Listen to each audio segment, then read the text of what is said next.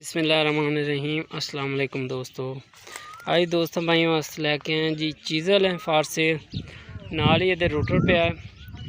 Router 242 फाला router है तो यह चीज़ल है 3 फाला चीज़ल है दोस्तों, जो कि हम चलते हैं 3 फाले ही। ठीक है दोस्तों, ये नाल जेड़े ना फाले कोई नहीं हैं रूटर दे नाल, फालियां तो बगैर ही है। तो ये नाल ही एक होर चीज़ल पे वो भी तुहानूं दिखा देने, इन्हां सारी चीज़ों की कीमत भी तुहानूं दस देने दोस्तों। दूसरा चीज़ल है भी फार सेल है, यह देख सकते हो। ठीक है, तो इस तो अलावा यह प्लांटर है दोस्तों, यह भी फार सेल है दोस्तों। इन्हां दे कीमत वगैरह भी तुहानूं दस देने। अगर कोई लैन दा ख्वाहिशमंद हो, नंबर भी थले डिस्क्रिप्शन दे देंगे, तुसीं राबता कर सकते हो।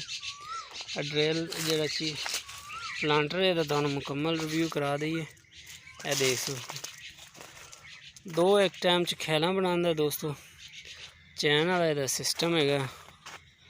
तो यह देख सकते हो काफ़ी दिनों तो पिया है दोस्तों, काफ़ी औजार इन्हां कोल है। देख सकते हो मुकम्मल डेरा भरया है। लेकिन यह 3 चीज़ां जिहड़ियां ने इत्थे इन्हां दी अलग वीडियो बना रहे हैं। बाकी इन्हां कोल पुछना जिहड़ी चीज़ सेल करते हैं उन्हां दी वीडियो पा देंगे दोस्तों। इन्हां दी जिहड़ी कीमत है मैं डिस्क्रिप्शन च देंगा। मालक मौके पर मौजूद नहीं है, तो बाकी मुलाजम कहते हैं जी मालक नूं पता है। तो वीडियो मैं बना ली है, तो कीमत इहदी मैं थले डिस्क्रिप्शन च 3 चीज़ों की दे देंगा।